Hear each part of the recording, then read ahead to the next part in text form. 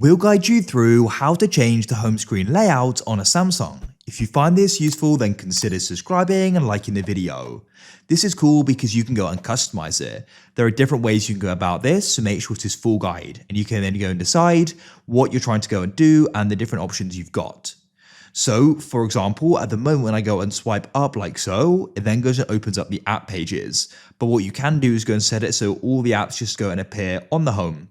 So we can go and do that. Or you may want to go and have the app pages, you can go and switch them around. And we can also go and add different apps to move them around. So we're going to guide you through this. So let's go and dive straight into this. So to get started, we need to go and open up the settings app. So go and find it, depending upon how the layout's currently set. In this case, I need to go and swipe up to find the settings app. I can always go and search for it at the top if needed or swipe across, open it up.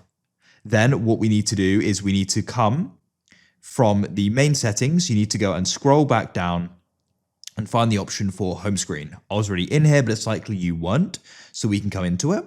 And then at the top, you can go and start seeing the different layout options. So to start with, come into home screen layout, and you can go and choose between having home and app screens or just having home screen only. I could press home screen only and press apply.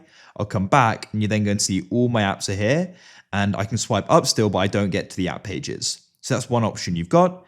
And then alternatively, if I go and find my settings again, we can come back to home screen. You could go and change that to be the other way around. So in this case, I may want to have it on home and app screens.